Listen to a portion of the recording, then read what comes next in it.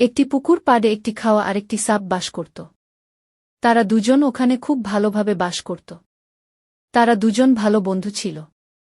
দিনের বেলায় তারা খাদ্য আহার করতে যায়, আর সন্ধেবেলায় ফিরে আসত। কাওয়া আসার সময় সাপের জন্য একটি মাছ ধরে নিয়ে আসত। এই যে কাওয়াটা এখন তার খাবার জন্য আরম্ভ করল। সে একা একা বহুদূরে হেঁটে যায়, আবার সে সাপের জন্য নিয়ে আসে।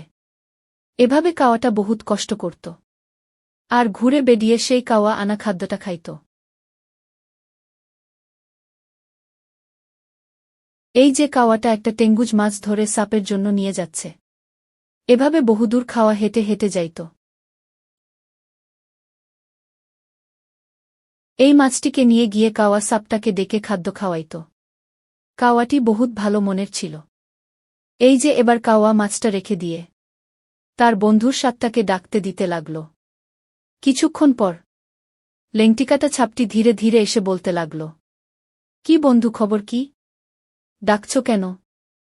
তখন কাওয়া বলল, এই টেঙ্গুজ মাছটা খাও, এটা তোমার জন্য এনেছি। আমি জানি তুমি কিছু খাইতে পারোনি, তো তাড়াতাড়ি খেয়ে নাও, আমি আবার খড়ি জোগাড় করতে যাব। এই বলে খাওয়া চলে যেতে আরম্ভ করল।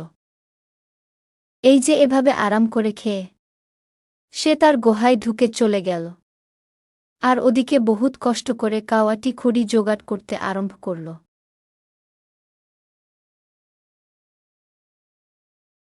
বহুদূর গিয়ে খড়িতে মেয়ে এনে ওখানে জমা করতে লাগল। খাওয়াটি তার বাসা বানাতে আরম্ভ করল।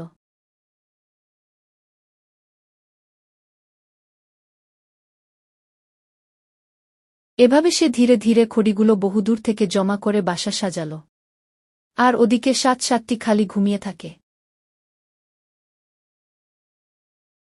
একদিন সাপটি গুহায় থেকে বেরিয়ে দেখে যে কাজটির উপরে খড়ি জমা হয়েছে। সাপটি ভাবল, এগুলো তাহলে কাওয়া এনেছে।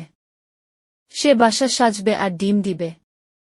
সাথী মনে মনে বহুত খুশি হয়েছে, খুশি হয়ে আবারও গুহার ভিতরে ঢুকে গেল। মাঝে মাঝে সব্যটি পেরিয়ে এসে দেখতে থাকে কাওয়ার বাসা সাজানো।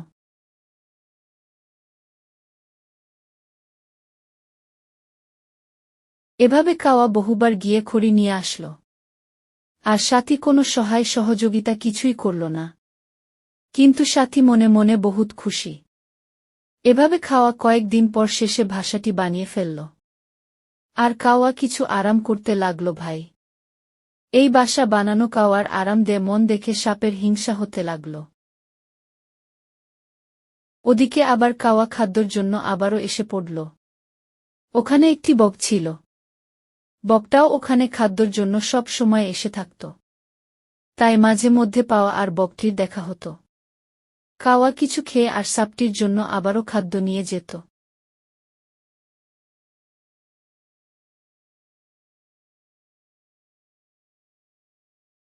আর সাতটি জঙ্গল থেকে বেরিয়ে আবারও আগের মতো খেতে আসত। তারপর কাওয়া ধীরে ধীরে তার বাসায় চলে গেল। কিছু আরাম করার পরে কিছুদিন পর বসে বসে বহুত কষ্ট করে ডিম একটি পেড়ে কিছুক্ষণ পরে আবারও খাদ্যের জন্য চলে গেল, আর ডিমটি রেখে গেল ওখানে। কিছুক্ষণ পর সাপটি বেরিয়ে দেখে সেই কাওয়ার বাসায় একটি ডিম রয়েছে। সাপটি ভাবল যে ডিমটি খাব না, কিন্তু ডিমটি দেখে সাপটি আর লোভ সামলাতে পারল না। তাই সাপটি গিয়ে ডিমটা ধীরে ধীরে খেয়ে ফেল। খেয়ে জঙ্গলে চলে গেল। ওদিকে কাওয়া খাদ্য জোগাড় করে সাপটির জন্য নিয়ে আসে। আর হ্যাঁ, চ্যানেলটিকে সাবস্ক্রাইব করে দিবেন, তাই আরও নতুন নতুন গল্প শুনতে পাবেন। এসে মাছটি পাথরের উপরে রেখে দেখে যে তার ডিম নাই বাসায়। খাওয়া বহুত চিন্তায় পড়ে গেল। সাপটি বলল, আমার ডিমটা কে খেয়েছে? সাপটি বলল, আমি তো তেমন কিছু জানি না, কে বা খেয়েছে? তাই কাওয়াটি মনে বহুত কষ্ট নিয়ে তার বাসায় গিয়ে বসে বসে আরাম করব। আর তারপরের দিন আবারও একটি ডিম পেড়ে তার বাসায় রেখে খাদ্যর জন্য চলে গেল।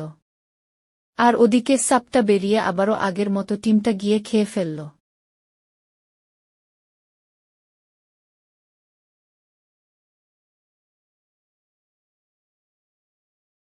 বৌদিকে খাওয়া খাদ্য খেয়ে আর সাপটির জন্য নিয়ে আসল। নিয়ে এসে মাছ দিয়ে আবারও রেখে দেখে যে তার ডিমটা আবারও নেই বাসায়। আবারও সাপটিকে বলল। কিন্তু সাপটা বলল, আমি তো জানি না কি বানিয়ে গেল। আবার কাওয়া কষ্ট মানে তার বাসায় ফিরে গেল।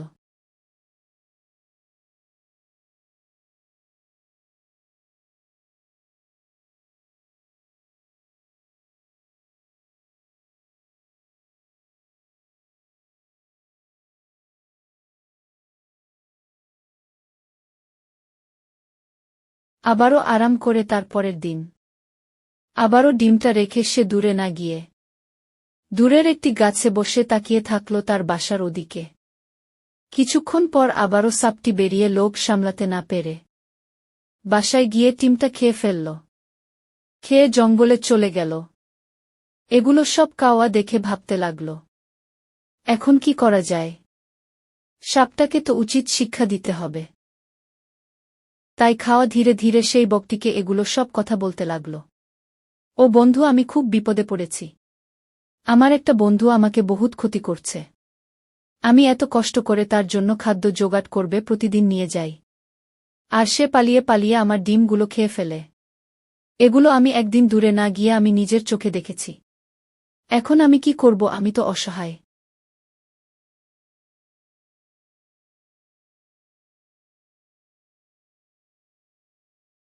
এই কথা বললে সে আবারও বাসায় এসে পড়ল।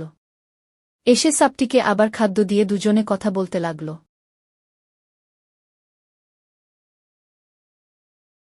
কিছুক্ষণ পর সেই বকটি উড়ে এসে সাপটির গলায় কাম দিয়ে ধরে সাপটিকে উড়ে নিয়ে চলে গেল। অনেক দূরে নিয়ে গিয়ে সাপটিকে বকটিকে খেয়ে ফেলল। তারপর খাওয়া ওখানে আরাম করে বসবাস করতে লাগল।